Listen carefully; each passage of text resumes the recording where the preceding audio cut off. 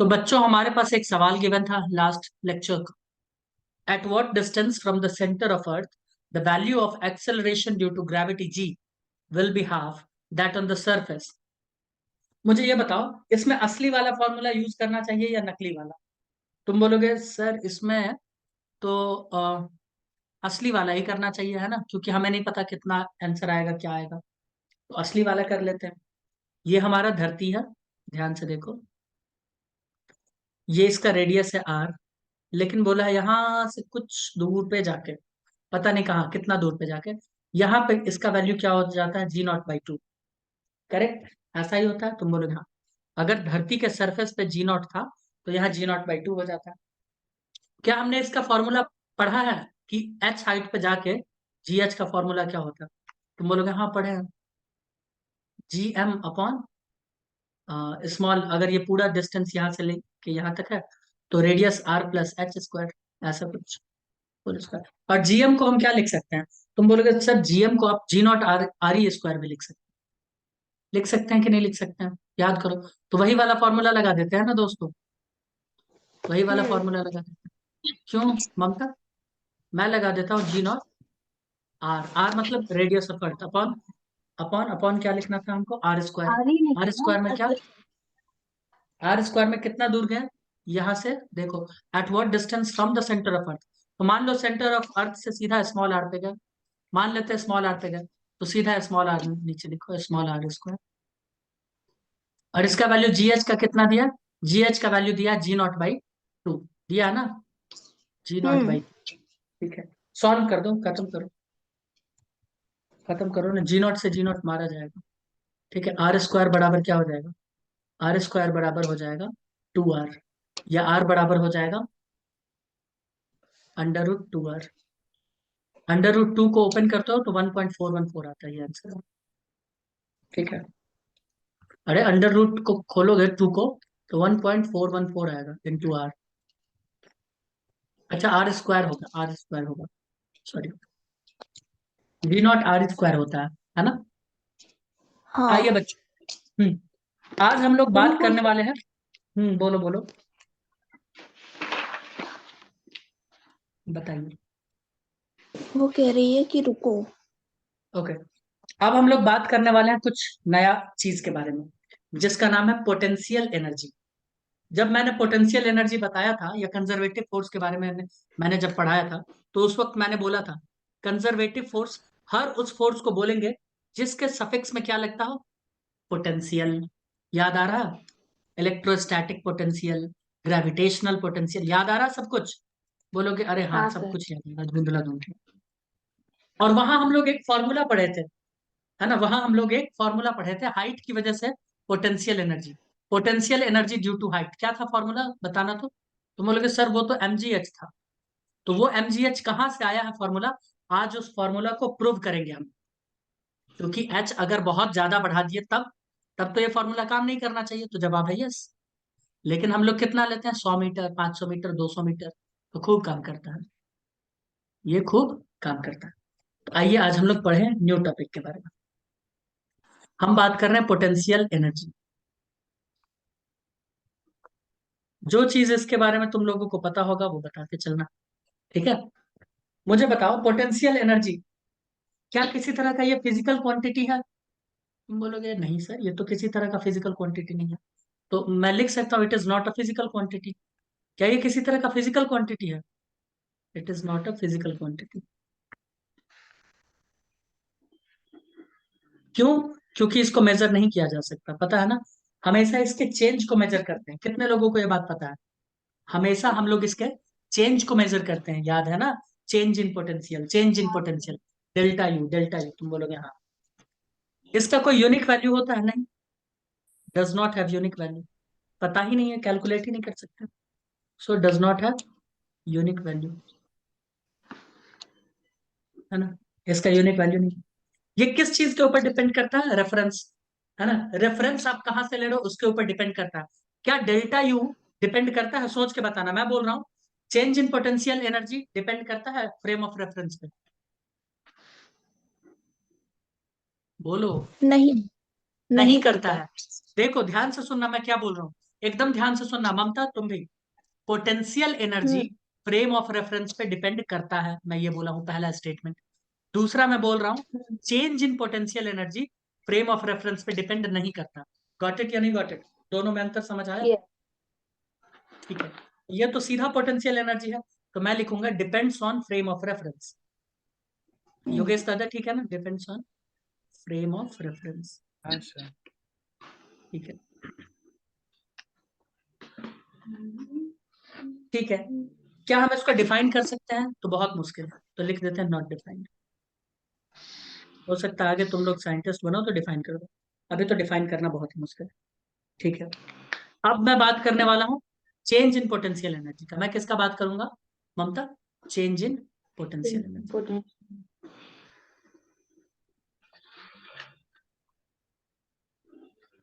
सब लोग मेरे साथ ही लिख रहे हो ना? हाँ. ठीक है, कोई नहीं, आर्यन को आज का क्लास समझ में आएगा क्योंकि वो ये चीज पढ़ चुका है ना, इसलिए। चेंज इन पोटेंशियल एनर्जी हम इसको डेल्टा यू से भी दिखाते हैं। किससे दिखाते हैं? डेल्टा यू से। क्या मैं इसके बारे में लिख दूं does not depend on frame of reference?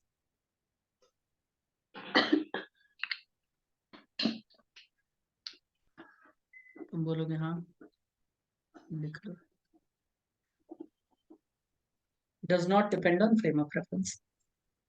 क्या हमने ये चीज पढ़ा था कि delta U change in potential energy is equals to negative work done by the conservative force?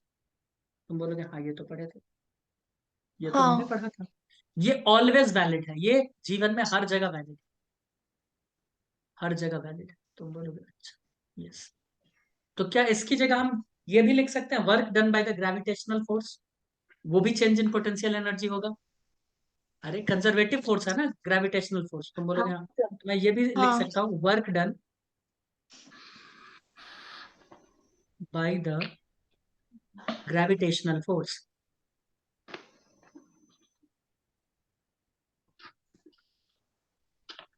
Gravitational force ये किसके बराबर हो जाएगा? चेंज इन पोटेंशियल एनर्जी के बराबर।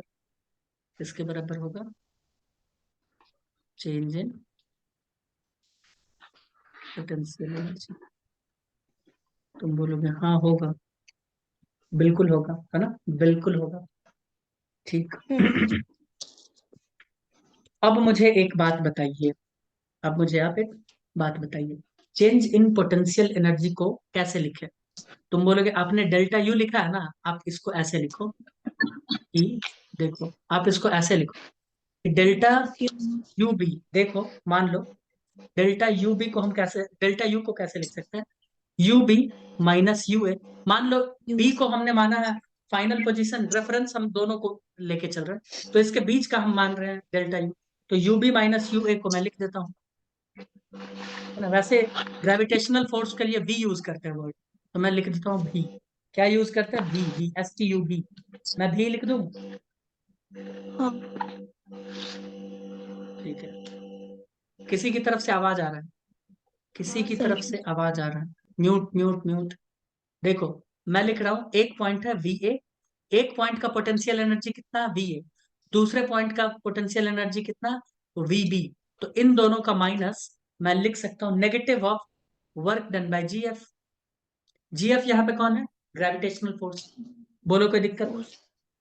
नहीं. ठीक है, तो ये हो गया है चेंज।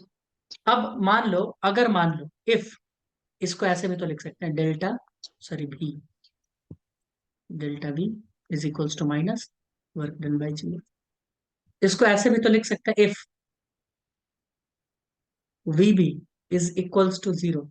मान लो हमने वी बी को जीरो मान लिया, तो डायरेक्ट बोल दो कि वी ए बराबर क्या हो जाएगा?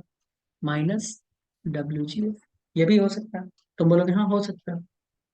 अगर एक को हमने जीरो मान लिया, एक जगह हमने मान लिया कि वहां हमने मान लिया कि यहाँ पे पोटेंशियल एनर्जी जीरो है, तो हम दूसरे का सीधा निकाल देंगे। ठीक है, तुम बोलोगे हाँ। जनरली हम लोग मानते हैं इन्फिनिटी पे जीरो, अभी मान के दिखाएंगे, कैलकुलेशन भी करके दिखाएंगे। ठीक है, तो ये कर सकते हैं। तुम लोगों को एक और फॉर्मूला पता है क्या? नकली फॉर्मूला है, शायद याद हो, पता नहीं। Work done by external force, वो भी डेल्टा यू के बराबर होता था। कब? जब हम लोग slowly slowly slowly slowly slowly काम करते थे। याद आ रहा है? पता नहीं याद हाँ भी आया। हाँ तो सर। उस वक्त एक नकली सा फॉर्मूला मार्केट में चलता था। ये कंडीशनल फॉर्मूला है, पहले ही बता दे रहे हैं। तो यहाँ पे मैं delta V is U is equals to external force, या ऐसे लिख देते हैं, work done by the external force, work done by the external force. तुम बोलोगे हाँ ये भी होता था ये फॉर्मूला, लेकिन ये कंडीशनल फॉर्मूला है। ये कंडीशनल फॉर्मूला है, इट इज ओनली वैलिड, लिख लो चाहो तो। It is only valid when kinetic energy is constant, या फिर काम स्लोली स्लोली किया जाए, when kinetic energy is constant, है ना? मतलब स्लोली स्लोली काम करो तुम। याद आ रहा है सभी लोगों को? और हाँ सर। दूसरा, एक और कंडीशन है, एक्सटर्नल फोर्स इसमें must be acting against conservative force, acting against conservative force. इसकी तरफ आवाज आ रहा है। किसी की तरफ से आवाज आ रहा है? म्यूट करो सभी लोग। शायद ईयरफोन की वजह से आ रहा है वो आवाज, मे बी। ठीक है, तो हम लोग आज ग्रेविटेशन चैप्टर में पढ़ेंगे थोड़ा सा।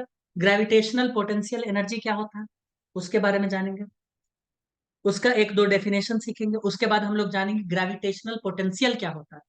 ठीक है, दोनों का अर्थ समझने का हम लोग कोशिश करेंगे। ठीक है, तो स्टार्ट करें।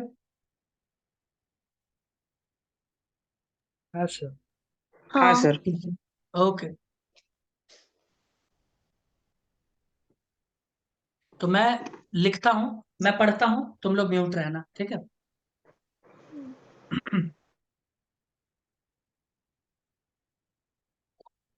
Gravitational potential energy, the negative work done by gravitational force in bringing m mass from infinity to the point in a gravitational field is called gravitational potential energy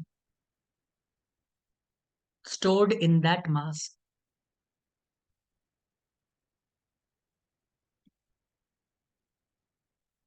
हम्म, तुम लोग भी लिखोगे? लिखना पड़ेगा, दूसरा कोई चारा नजर नहीं आ रहा। हम्म, लिख रहे हैं। लिखो लिखो।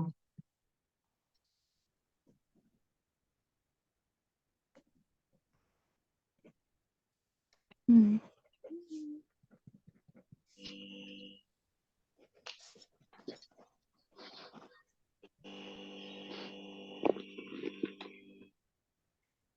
हम्म, सर मुद्दा जब अनम्यूट होती है ना तभी वो आवाज आता है। हाँ मुझे भी पता चल रहा है ये बात। हम्म। ठीक है, लिख लिया दोस्तों ये वाला?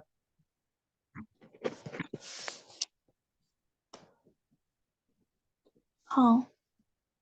इसका एक दूसरा डेफिनेशन भी बताते हैं, वो एक्सटर्नल फोर्स के रिस्पेक्ट में। लेकिन पहले मैं ये समझाऊंगा, उसके बाद फिर से मैं बताऊं। ठीक है? हम्म। ठीक। यार एक काम करते हैं, बता ही देते हैं। रुको मुझे पढ़ने दो, मैं क्वेश्चन सॉरी मैं पढ़ रहा हूँ डेफिनेशन, रुको। The work done in bringing M mass from infinity to the point in gravitational field without change in kinetic energy is called gravitational potential energy stored in that mass.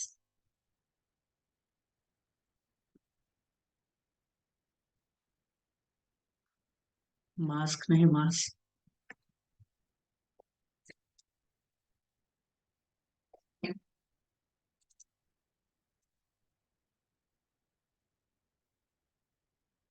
The work done in bringing a mass from infinity, a mass नहीं M mass लिख दो,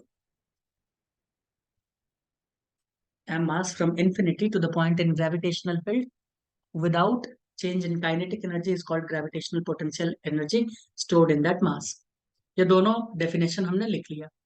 आइए इसके बारे में समझते हैं जरा, इसको समझने का हम कोशिश करते हैं कि सर आखिर ये नीचे वाले डेफिनेशन लिखे हुए क्या लिखा तो है। हाँ, दोनों डेफिनेशन है, नहीं, एक ही अभी चीज को लिखे आप कुछ समझाने वाले हैं। समझाएंगे, स्पेस बहुत ही कम, 2 पेज 2 लाइन छोड़ दो, 2 या 3 लाइन। देखो सुनो, पहले इसका डेफिनेशन पहले हम लोग पढ़ते हैं। क्या करते हैं, डेफिनेशन पढ़ो। डेफिनेशन क्या कह रहा है, डेफिनेशन कह रहा है, थोड़ा इसको नीचे ले आते हैं। डेफिनेशन क्या कह रहा है, the negative work done by gravitational force in bringing M mass from infinity to the point in a gravitational field is called gravitational potential. तुम बोलोगे सर हमको कुछ समझ आया नहीं आप जो बोले हैं। हम बोलेंगे ठीक, बहुत अच्छी बात। यह है एक ए नाम का ऑब्जेक्ट, यह ए नाम का जगह है, यहाँ पे एक मास पड़ा हुआ है बहुत बड़ा सा। तुम बोलोगे ठीक, इसका अपना एक ग्रेविटेशनल फील्ड होगा, हाँ या ना। ये स्मॉल एम का है और इसका एक ग्रेविटेशनल फील्ड होगा। तुम बोलोगे हाँ, अपना एक ग्रेविटेशनल फील्ड, उसका इंटेंसिटी भी होगा। कितना होगा, जी एम अपॉन आर। याद आ रहा है सभी लोगों को? Yes sir. ठीक है, G M upon R. R square है या आर होगा, सोच के बताओ जल्दी। ग्रेविटेशनल फील्ड का वैल्यू क्या था, जब आई का वैल्यू क्या होता था, आई का वैल्यू क्या होता था? सही लिखे हैं या गलत लिखे हैं, जल्दी बोलो। स्क्वायर है ना सर? वही मैं पूछ रहा हूँ, ठीक है ना? कोई दिक्कत तो नहीं है, आई का वैल्यू सही लिखे हैं? ठीक है, आर चलो। स्क्वायर है ना? तो वही तो तब से पूछ रहे हैं कि आर होगा या आर स्क्वायर होगा, जो भी होगा वहां पे आर स्क्वायर। ठीक है, ये होगा आर स्क्वायर। जो भी है अपना, इसका एक आई का वैल्यू है, आई है ना, आई। आई में आर स्क्वायर होता है, नीचे एम से एम डिवाइड होकर कट जाता है, तो आर स्क्वायर है। तुम बोलोगे ठीक है, हम क्या कर रहे हैं, इस पॉइंट मास को, जिसका मास कैपिटल एम है, इसको हम कहीं से उठा के ले आए। ये आया यहाँ पे आया। तुम बोलोगे ठीक आया, तो आखिर इसका पोटेंशियल एनर्जी का चेंज कितना हो? तुम बोलोगे सर चेंज तो ऐसा है कि अगर आप इसको बी पॉइंट मानोगे, तो बी पे देख लो कितना है पोटेंशियल, ए पे देख लो कितना पोटेंशियल है, वही चेंज हो जाएगा। लेकिन हम तुमको बोलेंगे दोस्त, हम पोटेंशियल एनर्जी कैलकुलेट करना नहीं जानते, हम सिर्फ इसके चेंज को कैलकुलेट करना जानते हैं। याद है ना, हम दो बॉडी के बीच के पोटेंशियल एनर्जी के चेंज को बता सकते हैं, लेकिन एक पॉइंट का तुम बोलोगे तो वो हमसे नहीं होगा। समझ आ रहा है ना? एक पॉइंट के लिए क्या कभी तुमने डेफिनेशन पढ़ा है क्या? नहीं। नहीं। बोलोगे नहीं, डेफिनेशन तो नहीं पढ़ा। तो एक काम कर सकते हैं ना ममता और मृणाली, हम एक काम कर सकते हैं, इसको ऐसे लिख सकते हैं। मान लो यहाँ पे पोटेंशियल एनर्जी यू बी था, मान लो यहाँ पे पोटेंशियल एनर्जी कितना था, यू बी। यू। तुम बोलोगे ठीक, यू बी या भी लिख देते हैं ना, हम लोग ग्रेविटेशन में भी वर्ड यूज करते हैं। चलो, तो मैं लिख देता हूँ, मान लो यहाँ पे वी बी पोटेंशियल था, यहाँ पे वी ए हो गया, तो हमारे पास क्या वैल्यू आया? तुम बोलोगे वी बी फाइनल, फाइनल कितना, वी ए है, सॉरी, फाइनल हो गया वी ए। तो देखो बी से ए पे आया है ना, तो फाइनल, फाइनल ए है minus initial is equals to negative work done by gravitational force. देखो यही डेफिनेशन क्या था? तुम बोलोगे नहीं सर ये डेफिनेशन नहीं कहता है। आप देखिए क्या कहते हैं, the negative work done by the gravitational force in bringing m mass from infinity to the point in a gravitational field is called gravitational potential energy stored in that mass। हम बोलेंगे हाँ ये तो कहता है, सही बात है। तो इस वीबी को हम मान लेते हैं इन्फिनिटी पे आ रहा है, ये क्या है, इन्फिनिटी है। और इन्फिनिटी से यहाँ पे आया है, यहाँ पे आया है, एकदम ध्यान से सुनते जाना, ये यहाँ पे आया है। तो ये जब आया है इसके ग्रेविटेशनल फील्ड में, तो इसके बॉडी के अंदर, इसके बॉडी के अंदर कुछ ग्रेविटेशनल पोटेंशियल स्टोर हो गया, और जितना स्टोर हुआ है उसी को हम लोग ग्रेविटेशनल पोटेंशियल एनर्जी कहते हैं। भाई इसका मास एम है ना, एकदम ध्यान से सुन लोगे तो इसके बाद एक और डेफिनेशन बताएंगे, वो भी इजी है, वो भी तुम लोग कर ले जाओगे। ठीक है, उसे हम लोग कहते हैं सीधा सीधा ग्रेविटेशनल पोटेंशियल। यहाँ पे तो ग्रेविटेशनल पोटेंशियल एनर्जी है ना, वहां एनर्जी वर्ड गायब हो जाएगा। सुनना, मैं बोल रहा एम मास था इन्फिनिटी से लेके ए पे आ गए, तो उसका फॉर्मूला ये बनेगा, हाँ या ना?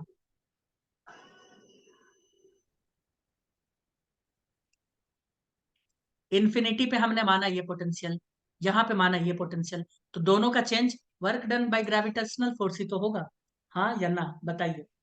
हाँ बोलोगे आगे बढ़ेंगे, नहीं बोलेंगे फिर से समझाओ। बोलो, सही लिखे या हाँ गलत? सही लिखे, ऑब्वियस सी बात है, सही लिखे। लिखिए। इन्फिनिटी पे अगर हम जीरो मान ले पोटेंशियल, तो क्या मैं सीधा लिख सकता हूँ कि V A is equals to minus work done by gravitation?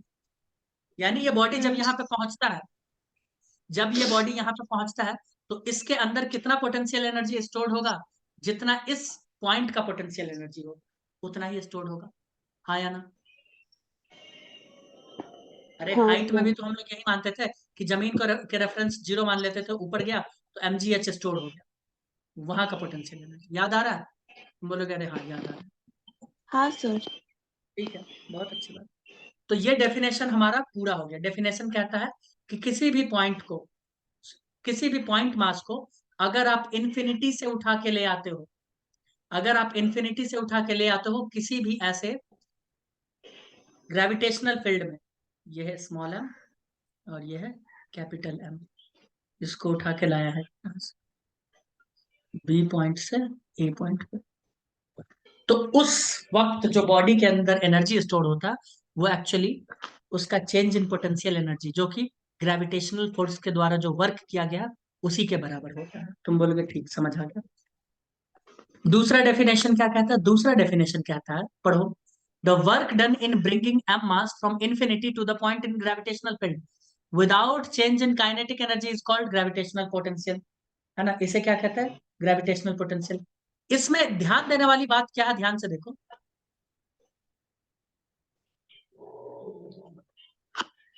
Bringing M mass from infinity to the point in gravitational field without change in kinetic energy.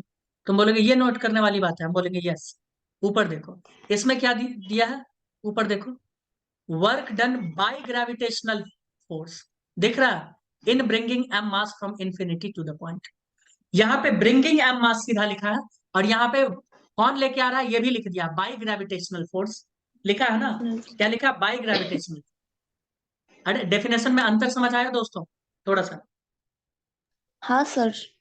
ठीक है, तो यहाँ पे ये नहीं बोल रहा कि ग्रेविटेशनल फोर्स लेके आ रहा है ना, मान लो तुम ही उठा के ले आ रहे हो, मान लो तुम ही उठा के ले आए हो, लेकिन इतना धीरे धीरे लाए हो ना, इतना धीरे धीरे लेके आए हो कि काइनेटिक एनर्जी का जो चेंज है ना मृणाली, वो काइनेटिक एनर्जी का चेंज लगभग जीरो है, यानी कांस्टेंट। क्या? Constant. Slowly slowly slowly slowly लेके आए, ठीक है? क्या हाँ। किया हो? तो स्लोली स्लोली लेके आए हो, कहां से कहां तक लेके आए हो? ये पॉइंट है बी और ये पॉइंट है ए, एम मास, कैपिटल एम मास, तो इससे यहाँ से उठा के यहाँ पे ले आए, यहाँ पे ले आए। तो यहाँ भी हम लिखेंगे delta U is equals to, क्या लिखेंगे इस डेफिनेशन के अकॉर्डिंग? लिखेंगे work done by external force, क्योंकि यहाँ पे ग्रेविटी तो उठा के लाया ही नहीं है।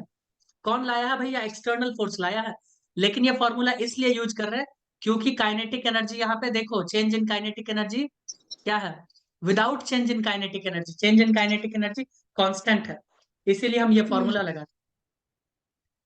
अगर ये फॉर्मूला लगा दिए तो यहाँ पे ये भी लिखेंगे, यूबी, यूबी, यूबी लिखो, वी भी लिखो, मैं बता दूंगा वी कहां से लिखना, माइनस पहले यार यू है,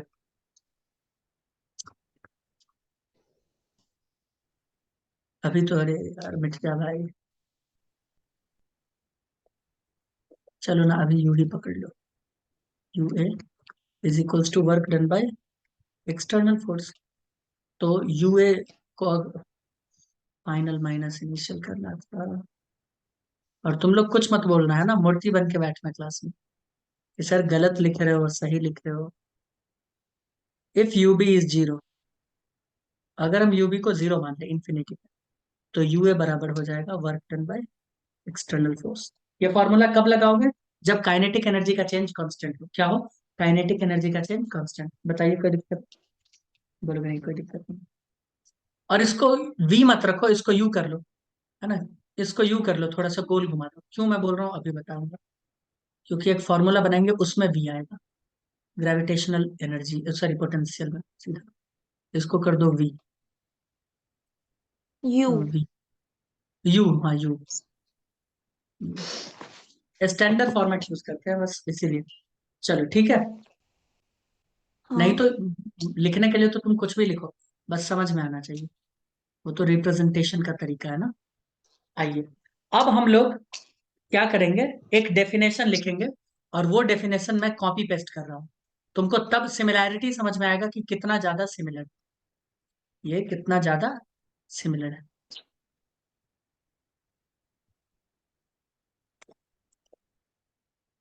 और देखो,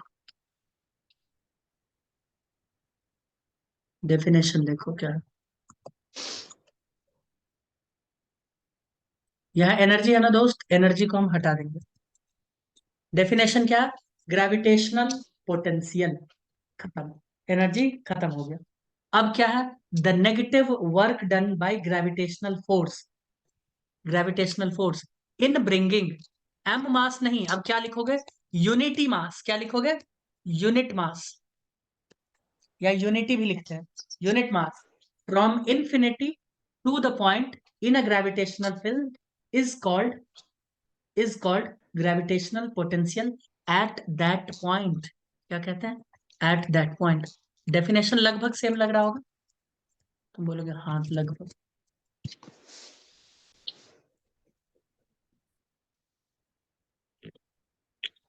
ये है, तुम बोलोगे ठीक। एक और डेफिनेशन मैं कॉपी पेस्ट करके लाऊंगा, ठीक है, ये लिख चुके हैं, नहीं। लिख लो जल्दी से।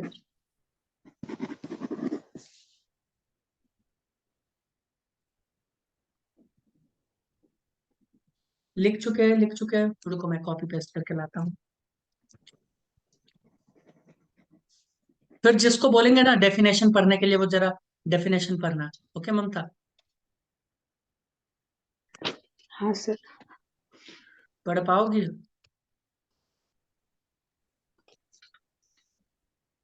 हाँ। पढ़ना फिर, मैं जब बोलूंगा ना तब पढ़ना, ठीक है।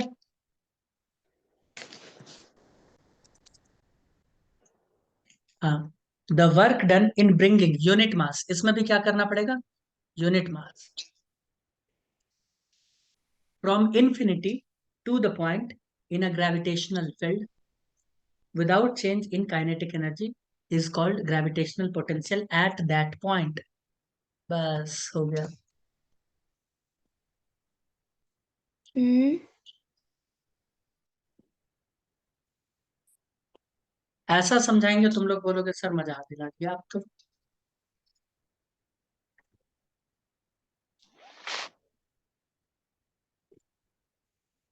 मान लो ओमकार सब्जी बेचने का अपना सिस्टम शुरू किया, मान लेते हैं, तुम लोग से पूछेंगे, तुम मुझे बताना कौन सा सिस्टम उसका सही रहेगा, ठीक है।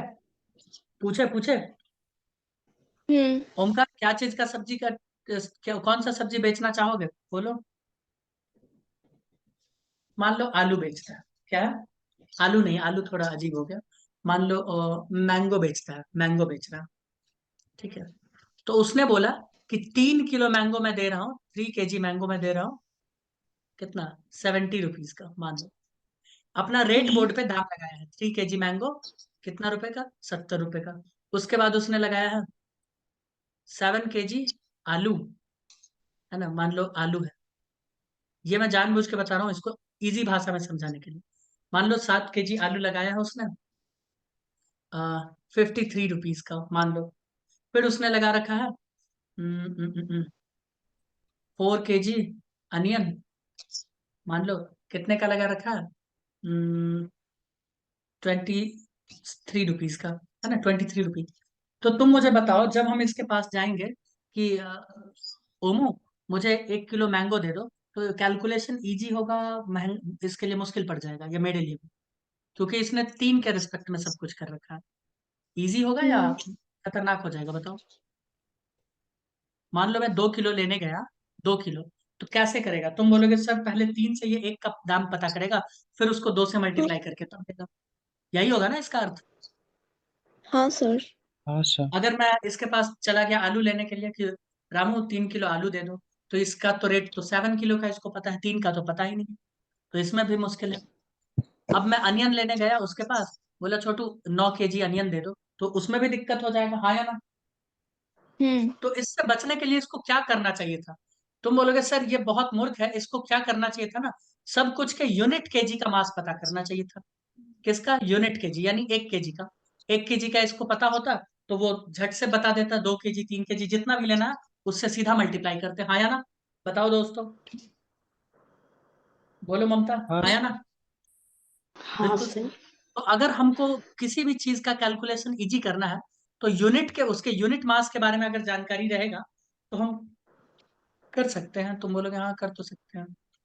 तो इससे पहले जो तुमने ग्रेविटेशनल पोटेंशियल एनर्जी पढ़ा था ना भाई, इससे पहले हम्म। डेफिनेशन भी क्या पढ़े थे? Gravitational potential energy. तो वो ग्रेविटेशनल पोटेंशियल एनर्जी एम मास के लिए था। कितने के लिए था? एम मास के एम। लिए। हाँ, एम मास के लिए था। अब मैं तुमसे पूछ लूं कि 4 kg अगर कोई मास होगा तो उसका पोटेंशियल एनर्जी क्या होगा? तुम बोलोगे ये तो फिर कैलकुलेट करना पड़ेगा। हम बोलेंगे हाँ मुश्किल हो जाएगा ना फिर तो कैलकुलेशन। बोलोगे हाँ हाँ। ये तो मुश्किल हो जाएगा। तो हमने क्या किया, अब नया डेफिनेशन बना दिया। हमने बोला कि ना, ये तो बहुत मुश्किल कर रहा है, इसलिए हमने ये नया टर्म यूज किया, ग्रेविटेशनल पोटेंशियल। और इसमें हमने एम मास के लिए नहीं डिफाइन किया एनर्जी, हमने यूनिट मास के लिए डिफाइन कर दिया। लो, एक एक एक कोई भी यूनिट हो, 1 kg मान लो, 1 kg के लिए मास का यूनिट क्या है? केजी। तो हमने 1 kg के लिए डिफाइन कर दिया। जा, अब तुम 4 kg लो, 5 kg लो, 6 kg, 10 kg, जितना से सिंपल सीधा मल्टीप्लाई कर दो, पता चल जाएगा। क्यों योगेश दादा, सही है? सही है सर। ठीक है। तो ये जो नया डेफिनेशन है ना, ये कुछ नहीं है, वही है। वहां पे क्या था? एम मास के लिए था, यहाँ पे यूनिट मास के लिए है। खत्म। यानी यहाँ पे क्या किया जाता है, ध्यान से सुनो। यहाँ पे हम क्या करते हैं, यहाँ पे मास फिक्स हो गया। यहाँ दोस्त क्या हो गया? Mass fix. यहाँ इन्फिनिटी से आया ये मान लो इन्फिनिटी है, और यहाँ पे ये आया ऐसे ऐसे। ठीक है। तो यहाँ पे आ गया मान लो ए पॉइंट पे, ये बी पॉइंट से आया। तो अभी भी इसका जो हम कैलकुलेट करते हैं वैल्यू, तो तुम बोलोगे इसका वैल्यू क्या होगा? इसका वैल्यू हो जाएगा, अगर ये यूनिट मास है तो यूनिट मास होगा, तो इसका कुछ वैल्यू आएगा। लेकिन यूनिट मास पता करना तो मुश्किल हो जाएगा। तुम बोलोगे हाँ, मान लो अभी भी ये एम मास ही आ रहा है। क्या आ रहा है? एम मास, है ना। अभी भी मान लो ये एम मास आ रहा है, तो इसका अभी हमने कैलकुलेट किया था ना, पोटेंशियल एनर्जी कितना आया था? तुम बोलोगे सर इसका पोटेंशियल एनर्जी का चेंज डेल्टा यू आया था। कितना? डेल्टा यू, याद आ रहा है? तुम बोलोगे यस, डेल्टा यू। इस डेल्टा यू को भी अगर हमने 1 को 0 मान लिया था, तो सीधा हमारा यू ए का वैल्यू कितना आया था? तुम बोलोगे यू ए का वैल्यू आया था minus work done by gravitational force, हाँ या ना? बताओ। हाँ। तुम बोलोगे हाँ। तो मैं बोल रहा हूँ यूनिट का पता करने के लिए कैसे कैसे पता करें? ये कितने का पोटेंशियल एनर्जी दिया है दोस्तों? तुम बोलोगे सर ये एम मास का दिया है। कितने का दिया है? एम मास का दिया है। दिया है ना पोटेंशियल एनर्जी एम मास का, हाँ या ना? हाँ सर। बिल्कुल। तो अब देखो मैं इसको लिखूंगा कैसे। ममता ध्यान से देखना, सीधा फॉर्मूला पे लिख देंगे, कुछ नहीं, ये तुम लोग मत लिखना। देखो, एम मास पोटेंशियल एनर्जी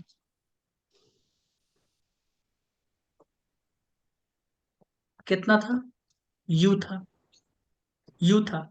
ए नहीं लिखेंगे, ए पॉइंट मतलब यू ही है ना। एक जगह 0 मान लिया तो एक जगह सीधा यू, तो डेल्टा यू बराबर यू ही होगा। देन देयरफॉर यूनिट मास का कितना होगा? बताओ तो। तुम बोलोगे यू बाई एम, सिंपल। कितना हो जाएगा? U by M. हम्म। क्यों? तो इसको हम v से दिखाते हैं, जो क्या हो जाएगा? u by M. हमने उसको u क्यों माना है? u हमने इसलिए माना है दोस्त, क्योंकि क्योंकि एक जगह तो हमारा 0 हो गया, है ना। तो यू ए माइनस 0 यू ही हो गया। तो सीधा यू ए की जगह अगर मैं डायरेक्ट यू ही लिख दूं, डेल्टा यू या यू, तो बात बराबर है ना। एक को तो 0 मान लिया तो सब बराबर। तो हमें पता चला, अगर हमें एक यूनिट मास का पता करना है पोटेंशियल डिफरेंस, तो उसका फॉर्मूला क्या होगा? u by M. Very important, इसको याद रखना। और इसको रिप्रेजेंट किससे करते हैं? v से। किससे रिप्रेजेंट करते हैं? वी वी देख लो ये वाला, हाँ सर। याद रखोगे? बताओ बच्चों। यस। ये यूनिट मास के लिए है, तो वर्क डन भी नीचे वही है, तो यहाँ पे वी का वही फॉर्मूला बनेगा, क्या हो जाएगा? U by M. तुम बोलोगे ठीक है, बहुत अच्छी बात, ये क्या है, बहुत अच्छी बात। अब आइए कुछ कुछ फॉर्मूला फॉर्मूला खेलते हैं, क्या करते हैं, कुछ कुछ फॉर्मूला करते हैं। आइए नीचे टाइम है योगेश दादा, देखो अपने पास। 3.5 मिनट। सर 3.5 अच्छा मिनट कोई रह बात गए। नहीं, कोई बात नहीं। तो मुझे बताओ v इज इक्वल्स टू हमारे पास आया है u बाई एम। v यहाँ पे क्या है? यूनिट मास का पोटेंशियल एनर्जी। यूनिट मास का क्या है? Potential energy. वेलोसिटी मत समझ लेना, मैं पहले ही बता दे रहा हूँ कि v है तो पोटेंशियल डिफरेंस या ये सब नहीं, कुछ नहीं। ठीक है, तो मैं इसको ऐसे लिख सकता हूँ क्या? M V is equals to U. तुम बोलोगे हाँ हाँ। लिखो। ठीक है लिखिए आप। ओके, अगर मैं ऐसे लिख सकता हूं, अगर मैं ऐसे लिख सकता हूं तो कोई दिक्कत नहीं।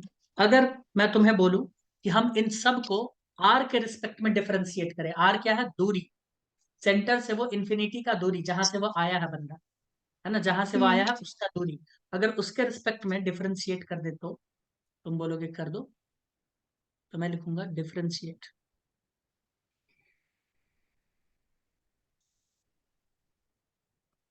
Differentiate with respect to R, वही आर। तो हम लिखते हैं, देखो इसको करते हैं डिफरेंशिएट, क्या हो जाएगा? dv by D R is equals to, minus sign के साथ आता है ये एक्चुअली में, वैसे हम दोनों तरफ माइनस बाद में लगाएंगे, अभी रहने दो। क्या लिखेंगे? du by M D R, हाँ या ना? तुम बोलोगे बिल्कुल बिल्कुल।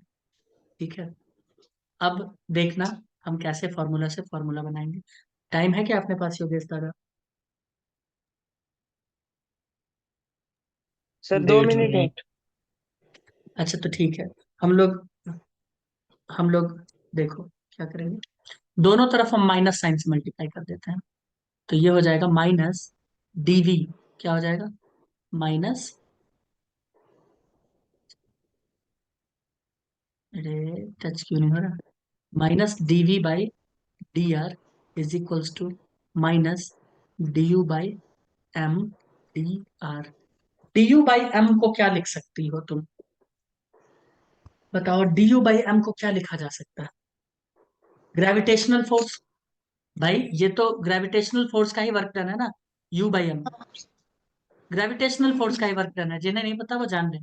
ठीक है, work done by gravitational force, क्या work done by gravitational force, तो मैं लिखूंगा minus DV by D R is equals to gravitational force. Gravitational force, work done by gravitational force minus में आएगा, तो माइनस माइनस प्लस हो जाएगा, इसीलिए मैंने इसका माइनस हटा दिया। और फोर्स कौन सा वाला? G F, gravitational force upon क्या हो जाएगा? D U by d M, नहीं d U by D R होगा ना, d U by D R, तो ये हो जाएगा एम, ये क्या हो जाएगा? एम। अच्छा आओ दोबारा मीटिंग में अच्छे से समझाते हैं एक बार, ठीक है, आइए मीटिंग में दोबारा मैं इसको फिर से अच्छे से समझाता हूं।